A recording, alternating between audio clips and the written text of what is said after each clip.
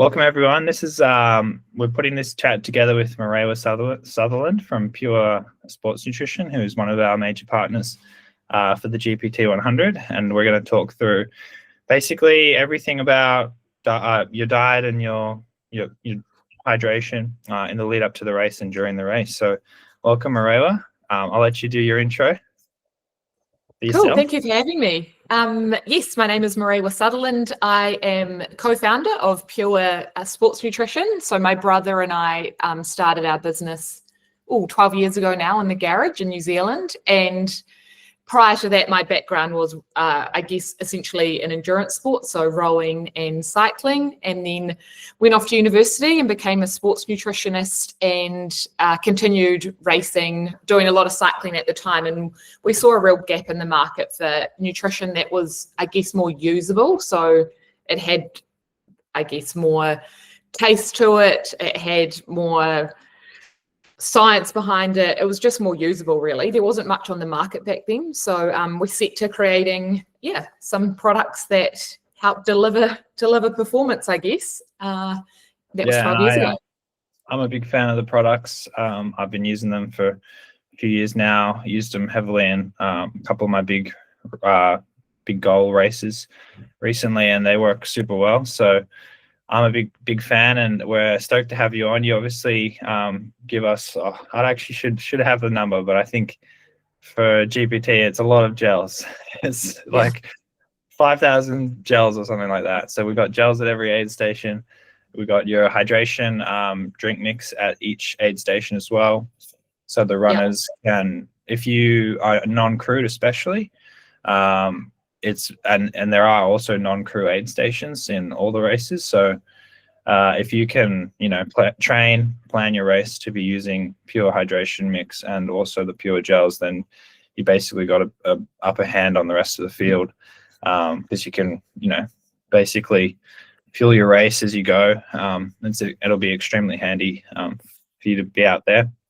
We'll chat through this chat. We'll start kind of, I guess, now, with the general nutrition and hydration and what people in general can be planning on eating with the macro level, how a runner should essentially think about their everyday nutrition. And then as we go further, we'll get closer to the specifics of the race day and, calories per hour or whatever you want to get into. But well, how about everyday diet and hydration? Any tips for the general ultra runner? Yeah, I guess obviously ultra athletes of any endurance sport are quite special and unique because the stress you are placing on your body is pretty phenomenal and requires some pretty intensive fueling. This is in terms of base diet and obviously training as well. When we think about sports nutrition, we tend to have quite refined carbohydrates. So obviously like your high sugar, your electrolytes, and you want that quick fix fuel really. When we want to pair it back to our base nutrition, we actually want to get away from that and make sure that our base diet is really solid. And that's in terms of your fruits and vegetable intakes, your whole grain carbohydrates, your really high quality sources of protein and fats. So we want to make sure that it sort of stands alone from our race nutrition and that we're able to fuel in a really high quality way, because I think a lot of athletes tend to think, because I've got so much output when it comes to actual base nutrition, I can just, I get away with eating whatever I want. But that's not the case. If you want to get performance out of your body, you only get out what you put in essentially. So it's super important to have that really high quality base diet. And everything's obviously going to be at a higher level because you're needing more to fuel your training. So higher amounts of fruits and vegetables, so higher macros, so more carbohydrates, and then also your micros. So through those fruits and veggies, you're going to be able to get more in as well. And that really supports the body, the immune system, ability to recover, ability to get more out of your training sessions. It's sort of an endless list of benefits from that. And another thing is sleep. A lot of athletes sometimes forgo sleep, maybe to fit in some more training, or, you've got to fit in work and life around it. But sleep is so key to recovery. So it's probably one of the most important things. Yeah, I think I've actually picked up a little chain of niggles, and I think the lack of sleep is definitely probably one of the main contributing factors. Trying to train more and sleep less is never really a good recipe. No, no. So you talked through some of the, like the macros there. Is there any like, I guess, micronutrients specific to ultra running that can be useful? And do you know, what are some good, maybe even supplements that you would recommend if people to take? Yeah, I guess surprisingly, I have a sort of a food first approach to supplements. So Yeah. I think unless you actually need something, you wouldn't maybe go and seek it. But if you're doing these massive Ks, and you probably should be working with a health professional to get your bloods done and just make sure your basics are right, particularly if you've got low energy or maybe injuries or struggling to recover. In terms of like, we do a blackcurrant supplement, which is insane. Like it has more naturally occurring vitamin C than anything else there is on the market, like fruits and veggies, and also helps increase blood flow, which helps recovery, helps with training. It's just one of those superfoods, really. And all it is blackcurrant. There's nothing else added. Also, a good quality magnesium is important for recovery as well. But yeah, everyone's quite different in the terms of supplements, I think. Yeah, probably best to just get a blood test and see a doctor about it. But certainly, I have never really taken magnesium, so potentially I should look into that. Could be a hot tip. Yeah, and there's different forms of magnesium, and you've got to make sure, like so many supplements out there aren't actually bioavailable, which means you take them, but they just sort of can go straight through you. So it's actually important to find out what the body can absorb and actually use. Particularly like the cost of some of these supplements is insane. So yeah, worth doing your research. Yeah, no, I agree with that.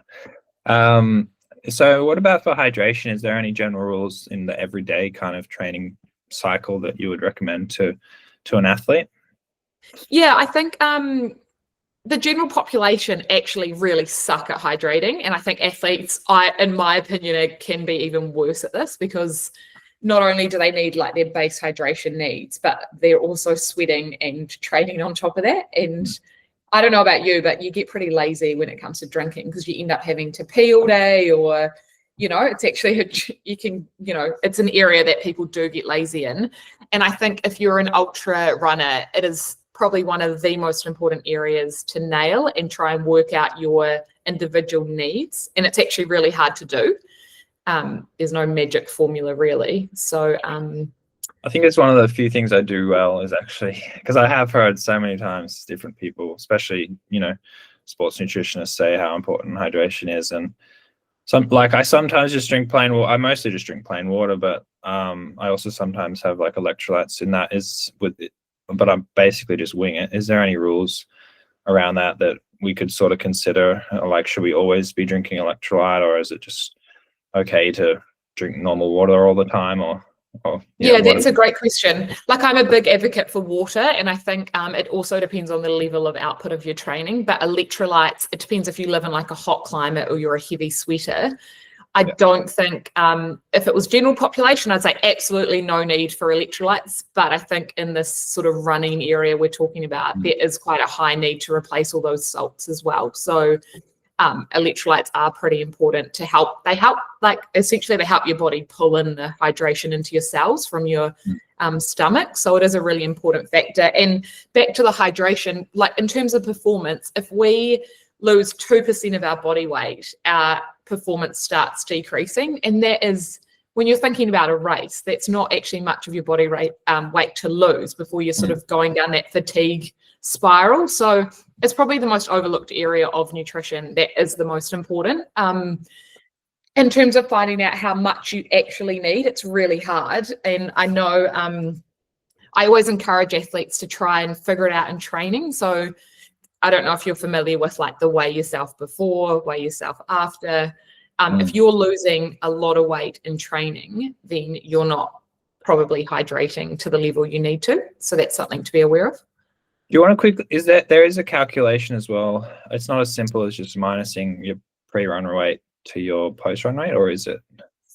You can. There's lots of different ways. Like, you essentially should do it with no clothes on. You should use the bathroom. Then you should record what you're taking in during your training, and sort of it does get a bit confusing, but I think the basic one is you'd weigh yourself before, weigh yourself after, and then whatever you lose. So say if you lost 500 grams of weight, then you need to drink 1.5 times that, so 750 mils.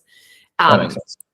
Yeah, but what you want to do is keep doing that and see if you can get to an area where you're sort of not, because that means you're hydrating really well in training, and I think that will pay off really well in race day as well. Yeah. Okay. Yeah. I've never done that, but I think I probably should consider it. Yeah. It actually could be worth bringing some scales, to the event, particularly if you're doing the stage race or whatever as well, because then you can probably track what you're doing and how dehydrated you're getting over the event. Yeah, that's a great idea. Yeah. So is there any, like, talking about the run specifically, I guess, in your diet, in training, like I've heard that post-run, the post-run window is very important. Is there any like tips like that or other tips throughout the day that can optimize your recovery, I guess, in terms of diet or hydration? Yeah, and I think this is an area that kind of moves around a bit within the science world. Like you hear that you've got to get in that half an hour window, and then you hear like it doesn't matter, you just need to spread out your protein. So I think what I see is there's a window between your training sessions, and the second your training session finishes, you need to start refueling, because otherwise the window is just getting smaller and smaller for your next training session. And so you want to capitalize on the gains you've made from one training session, you want to recover, and then you want to obviously refuel for the next one. So, I mean, there are numbers like in terms of carbohydrate, I think it's around 0.8 grams to 1.2 per kg. So grams of carbohydrate per kg in that meal straight away. But I don't know, like I'm a professional at this, and that to me just goes, oh, that's way too hard. So I think it's all about learning what feels good for you. I always say 25 grams of protein. That's a really easy number to hit. And I think it's important that you need protein straight away, you need carbs straight away, and then you need to keep having protein and carbs at every meal, because that helps that, ongoing recovery. Yeah, cool. I think we can move into sort of like the taper period. Everyone's different with taper. Tapers are this whole mythical thing, but some people do a 3-week taper, some people do a 3-day taper. Basically, when you start to reduce that training mileage, do you start to eat less naturally, or do you try and deliberately keep up your carb intake, or how does that work? Yeah, I think everyone's different with this. Some people will need to make a real effort to probably keep up the energy intake. You don't exactly want to like lose weight or anything in your taper period. So you've got to ensure that you've got really nice, healthy energy levels. At the same time, you don't want to blow out and turn up to the race feeling sluggish, like you've really had a bit of a holiday. So it is that balance. But I think, I don't know what your thoughts are on this, but I feel like a lot of these types of athletes kind of a little bit in tune with kind of how much fuel they're needing, as they go, if that makes sense. If you're running the GPT miler, you're probably an advanced level athlete who has done many tapers. Perhaps somebody running the 50K watching this is a bit, out of touch with how a taper could work. It might be their first ultra. So I guess say they do a typical 2-week taper and they're not really sure how much to eat, 2 weeks out from the race, if they're not doing a long run sort of thing. You basically are recommending to go with their gut and just, try and find that balance. Yeah, I think it's just important to focus on go back to your solid healthy meals, and I don't think you need to do anything special, but I guess in the week leading up, that's obviously a little bit different because athletes tend to try and carb load and things like that. So I think you don't need to do anything special in the 2 weeks out, but then coming into that race week, that's when we need to focus on increasing our carbohydrate stores in our body and our electrolytes, and obviously the pre-race hydration. So we can talk about that now if you want, the week leading in, and I guess if you have any 1, 2, 3, 4, 5 day kind of guidelines out from the race. Yeah. And I think it depends on the duration of the event you're choosing to do, because I don't know how long you take carb load for, but there's such a variable range in athletes. But I would think for something of this duration, even the smaller ends of the scale, you would potentially do a minimum of 4 days leading in. So yeah, it just depends on, I mean, I don't think there's any value in doing over a week of carbo loading because that's too far out to actually get those benefits.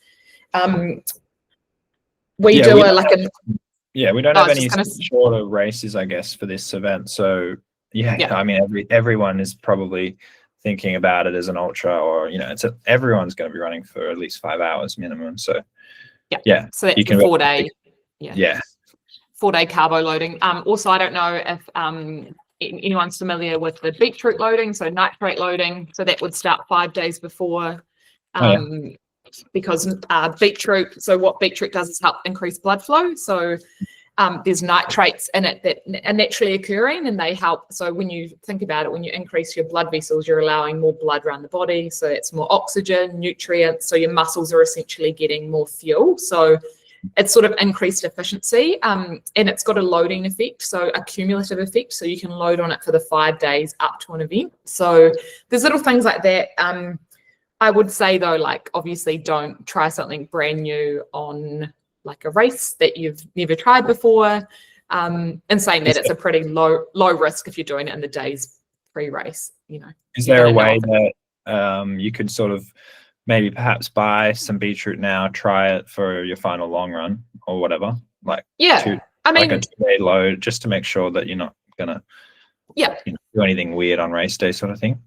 100%. And you don't actually have to take it on race day, so you can just try it around your general training. If it sits well on a normal day, then you're going to be fine. But I don't know, if it makes you vomit, then you're going to go, oh, probably not the best thing to have in the pre-week. So that's there's one thing with that. In terms of carbs, you probably don't want to be increasing the quantity of the food you're taking on drastically. So that's where we have those more refined carbs, and fluids are a really good way to get your carbs in, because you're able to have like your sugars in them and also help load on electrolytes as well. So there's quite cool ways now that you can carbo load without getting that added, not literally weight, but just the feeling of the, volume of food, I guess. So would you specifically be talking about sports drinks or like fruit juices or? It can be a mix. Mix of things. But definitely sports drinks, even gels people can use, because they're like probably the most concentrated form of carbs you can get. So again, it can be a bit of a numbers game. Like males and females have different aims in terms of carb loading, and I think individuals it kind of varies as well. So males, it's like that 8 to 12 grams per kgs, whereas females it's below that, so it's sort of like your 6 to 8. So there's kind of a window, and I think it's about figuring out where you fit in it. And if you were to work with a number, then you're going to have to get out the calculator and actually just figure out how much carbs are in something and figure out how to do it. I guess like maybe the main thing would be recording or having a good idea of what you are doing, no matter what that is, and then at least seeing how that works, and next race trying to refine that or make any improvements. 100%. All these races are so amazing for your next race, because you can look back and go, oh, that worked, that didn't, this was hard, this was easy. So it's all good learnings, even if it's a failure. That's it. So how about the night before? And I guess even we could do the night, like the immediate 12 hours before the race, I guess. Any final tips for that, like night before, morning of sort of mayhem that can be hard to navigate and can actually ruin people's races as well, I guess? I mean, I see it a lot in probably smaller events that as people get really excited in the day before, and they're sort of walking around the expo and just like having a great time, and a lot of them don't have a water bottle with them. They're not hydrating. You might have travel to go to the event. Most people would. So it's really important to actually just make sure you've got a plan in place for your hydration, that carb amount we were talking about. And I don't know if you are going to wing it and try and find food where you are, and I'm sure there's heaps of food options, which is great. But it's about having that plan in place and maybe having backup snacks that are going to work for you, so that you're not sort of trying something new, or you're not put out of your comfort zone just because you're not near home. It's a different environment, right? So Yeah, I mean, there's definitely nothing wrong with getting like a burger from the pub the night Yeah, before a race, but that's fun. but yeah, you want to have some form of contingency plan if, Yeah, like at the end of the day, if you've got a bag of pasta at your accommodation, then that's a good fallback. yeah, If you don't feel like you've eaten enough for dinner or whatever. yeah. And I'm a So big believer in like comfort food as well. Like everyone, there's no perfect pre-race meal. It's literally what you like and what sits well with you, because you're sort of getting into that territory where there's a few nerves at play, like there's a lot going on, everything's heightened, emotions are heightened. So it's kind of about just enjoying that process and that lead up into the race. And I mean, we haven't talked too much about the gut, and that'll probably come into play more when we talk about race nutrition, but just feeling relaxed is so important when it comes to nutrition and getting that performance out of food. And I think that starts pre-race and the meal choices we choose leading up to a race. If that makes sense. yeah, it's easy to get nervous and just like overdo things as well. Like I know for a race I can think of specifically, I went the opposite way and I had my water bottle all day the day before, and Yeah. I just drank way too much in the end, and I felt like I was just sweating so much the next day, and yeah, it was just not ideal. So yeah, I think try to be like relaxed is probably the main thing, because if you get nervous you can just make dumb decisions and either eat too much, eat not enough, drink the same. So yeah, I think be relaxed. Some people like to have white rice and chicken, and that's okay as well. It doesn't have to be exciting. It really is. Is there a McDonald's? Is there a McDonald's nearby? Or are we actually no. Oh no, there's one in at Stall, 20 minutes. Yeah, right. So I'm sure that'll get a few customers on the way on the way in. Yes, for lunch, I'm sure.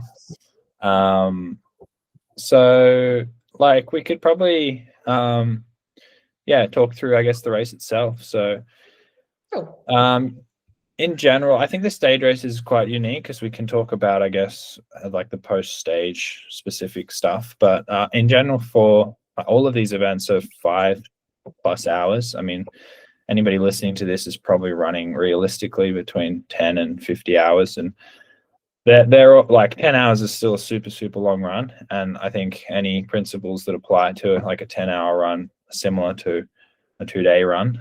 There might be some specifics in there that you can talk through. But for the race day fueling, when you're out on trail, carrying your nutrition, going through aid stations, what are the general guidelines that you like to recommend to a runner? And we can talk about the specific aid station food while you're doing that as well. Yeah, cool. That's a great idea. I guess when you break it down, there's like a few different areas we need to cover, right? So it's obviously carbohydrate intake, it's obviously protein because we're going for that ultra sort of distance, it's electrolyte replacement, and it's, I guess it's about putting all that together. And then there might be other things like your caffeine intake.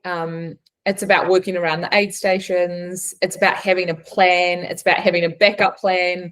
And I guess just a bit of a strategy. And I think there are so many different approaches to this. And this is probably the hardest audience to talk to on this. But I think options are really important. And I think it's important to know your numbers. So in terms of carb intakes, I'd say anyone doing this event would need over 60 grams an hour, upwards of 90 grams. So you're in that really high level.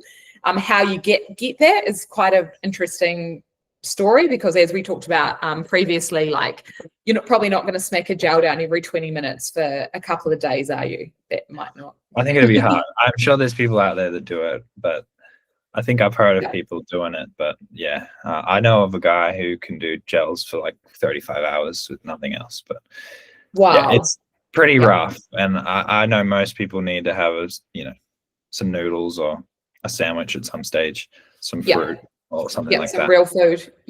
And I'm assuming like the athletes we've got at this event, potentially have you done it before or done similar ultras or these distances, and they really understand that how vital it is to train the gut in training, because you can't just turn up to an event like this and just suddenly fuel to that level of requirement hour after hour after hour. it just doesn't work. But the gut is so fascinating, and this is an area of nutrition that I'm really passionate about, and that's training the gut to accept different foods and things. Mm. And I think that in terms of nutrition, like, it's all very well, say Pure's on the aid stations, but if that's not a gel you like, or doesn't sit well for you, or you don't really like the flavor, or, you know, it's not, don't even try. Like, just, you need to plan for what works for you. And every athlete is so different, and what works for one person might not work for another. So there's no sort of like, I guess there's no all-round fix here, but it's just knowing what works for you. Having heaps of options, because flavor fatigue is such a massive thing in terms of these ultras. So when I sort of work with athletes on it, I think we figure out the total, like, for carbs, protein, electrolytes, hydration, and then we kind of break it down into, like, spreading out your real food, figuring out where the aid stations are, and maybe using that as an opportunity to have your real food. And then, you know, depending on terrain, like, you could have like some more hilly sections where it's easier just to use those gels, because obviously it's harder to go uphill and eat real food. So just kind of spacing it out, but, you know, get a map of it and figure out, you know, what's the best thing for you to have and where, if that makes sense.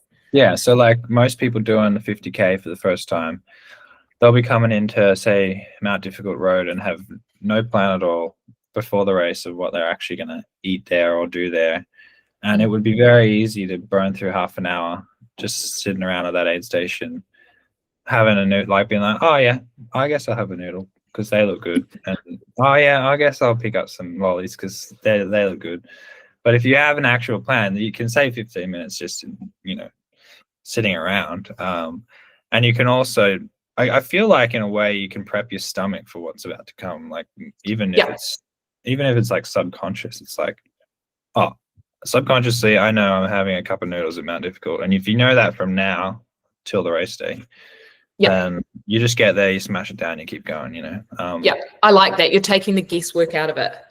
And that is actually so important, because as we start fatiguing, and that's like mentally and physically, our brain sort of plays games with us, and we're like, oh, I don't feel like that, so we might not have it. But hey, your body's not going to move unless you're fueling. So it's actually so important to have that plan and just like stick with what you've actually decided rather than what you feel like. That makes sense. And you will find, so we're going to release the event guide 2 weeks out from the race. And so that'll be like the final list of everything that is at the aid stations. Currently on the website, it's pretty much up to date anyway. Like, if on the aid station tab on the website, you'll see everything you can expect to have. And if anything, that'll just grow. But yeah, like, there's a lot of, like, we have a lot of real food. Just looking through it, you know, you've got. You're doing a run through what we've got. Yeah, so at any aid station, essentially, in all races, you know, you'll have your basic water, electrolyte, pure gels. We do have ice, and it has. Well, last year it was a very, very hot year. Some people remember.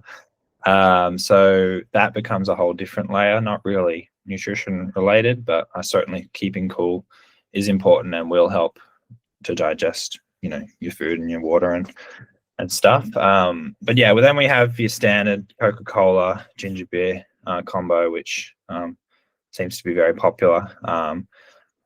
Got fruit, so banana, orange, watermelon. That's mandatory at all Australian aid stations. I'm sure it's the same there in New Zealand.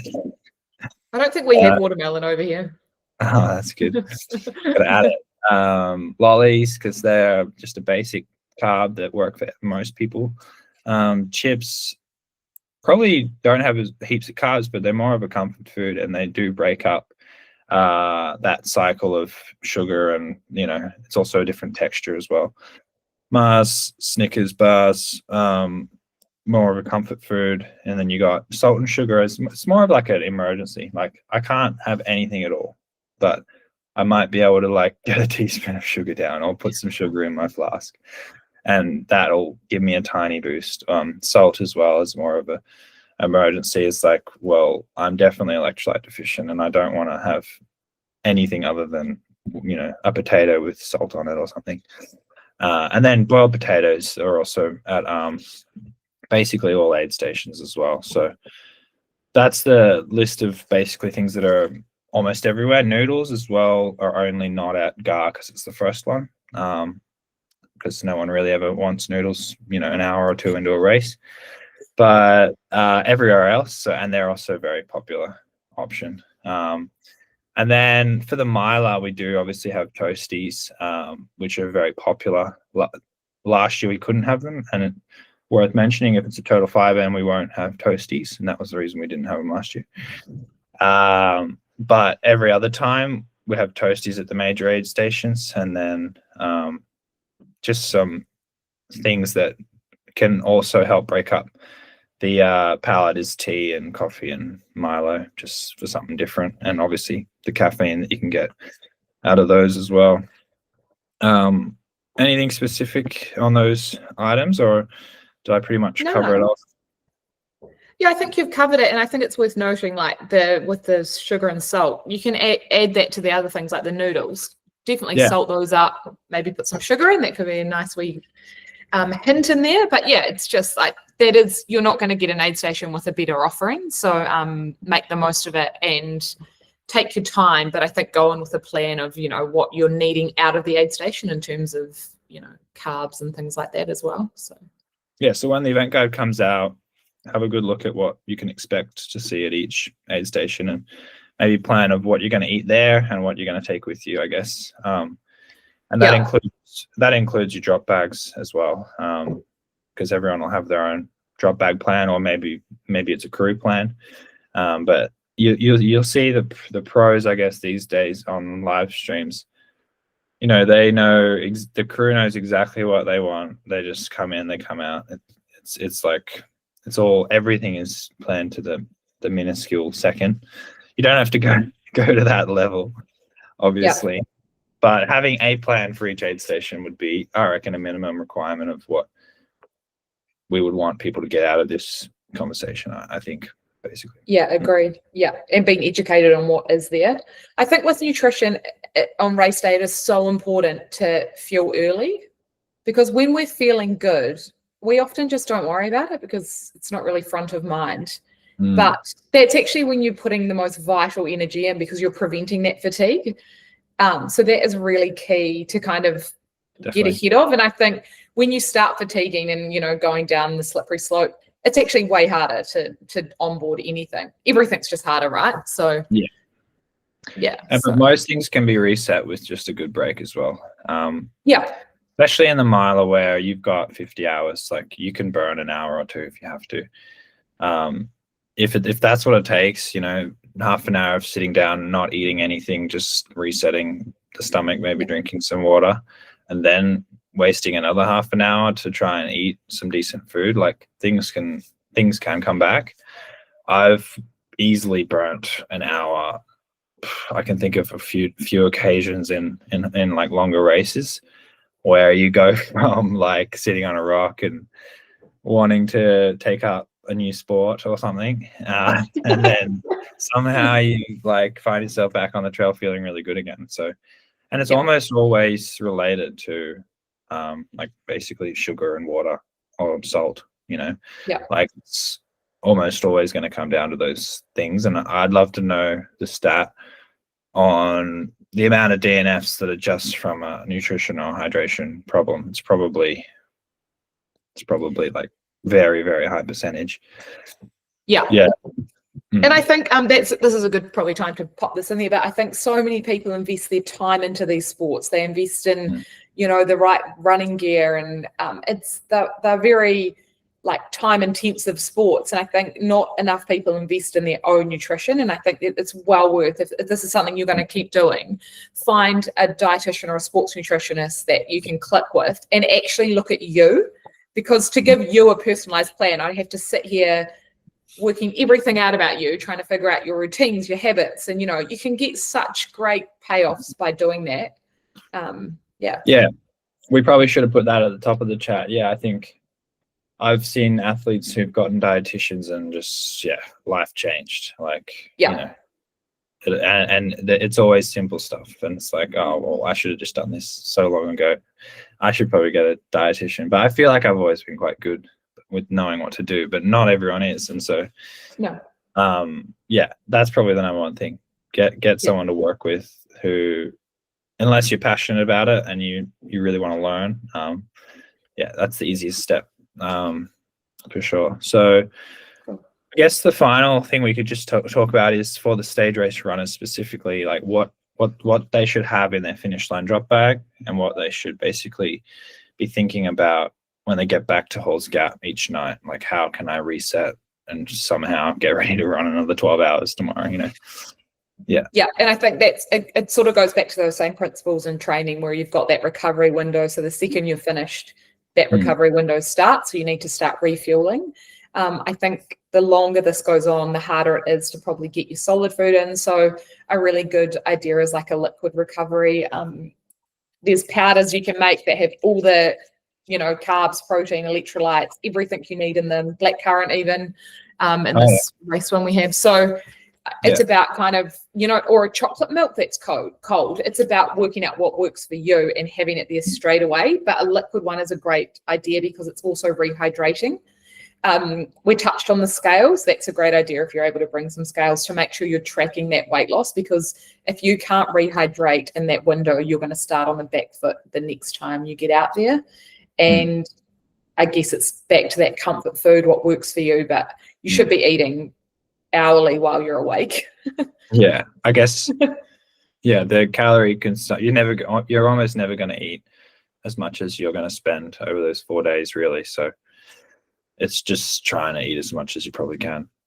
Yeah, absolutely. And another, like, I'm not here to peddle products, but Race Fuel uses something called clustered extrin, so you're able to get a really high concentration of carbs in a serving, so you can have up to like 90 or more, because it's just this one type of carbohydrate. And that is something to consider. Obviously you need to practice in training, but you can get really condensed carbohydrates these days, and that's the way that sports science is evolving to. So it's quite an exciting area of nutrition, and I think it's making it more more competitive in that kind of high carb area. So there's some exciting things you can actually play with. That Race Fuel product's my favorite product of any nutrition product ever. I used it in Western States, and probably so I probably used 90% of my carbs came, I'd say, from that. Maybe 80%, and I did have some gels as well, pure gels as well. But it's just it's got no flavor. It's amazing. No, it's just like not even sweet. It's incredible. And I have seen flavor fatigue's massive, actually. And and the other thing you can do with it is mix it really concentrated and just have it almost like a gel. If you have, if you want to save space and whatever, you can make it as thick of a gel as you'll want to drink, as long as you're practicing with it, and then drink water as well, because it's got a lot of salt in there as well, doesn't it? Yeah, it's super high. It's sort of like a complete fuel, but if you're concentrating it down, obviously you're not going to be hydrating to the level. But what it does is, because it fills your stomach up, so it allows for that like slow release, but it doesn't upset your stomach. So like our coast to coast winner this year, he used it for 12 hours without any other supplement. So it's kind of a complete solution, but that's not to say in this event you'd need other things. But there's just that technology out there now that you can kind of look at these options and go, whoa, that's actually way easier than, and you said that the active is, I've not seen the recovery mix, but you said it's got blackcurrant in it. Is that similar to how you see like every Tour de France cyclist these days downing those like tart cherry juices at the finish line? Potentially, like similar, maybe a little bit different science in terms of what they're trying to aim for. And what else have they got in their cherry juice? Who would know? But again, the blackcurrant's really high in vitamin C, so it's helping get that blood flow, which helps recovery. There's just like a flow on of sort of micronutrient effects we can get out of this recovery. But you don't want to overcomplicate it. So I think it's how much you want to spend on it. It's what you can get access to. Like if you can get someone to have cold chocolate milk, then that's awesome as well. So it's kind of just what you want to put into it, really. Yeah, perfect. All right. Well, I think that's a good way to set people up for success. So like 4 and a bit weeks out from the race, so you've still got time to practice with 3 long runs with your race day nutrition. The gut is very trainable, so if you did want to add things in and you've got 3 good long runs left, then you can definitely be practicing things now to set you up for success on race day. But yeah, thank you so much for coming on and having a chat, and we'll get a lot of good feedback from this one, I reckon, because it's a topic that's probably, if not the number 1 topic in running, is how to eat and drink on your way to success. So thank you very much for joining us all the way from New Zealand. Hey. No worries. Thank you for having me, and I hope it's on my bucket list, this event. So maybe one day I'll be able to get over and give it a crack. This year, come on. We'll 4.5 weeks away. If you got an entry, no thanks. You can have an entry. Anything's due. All right. Thank you very much. All right. See ya. Cheers.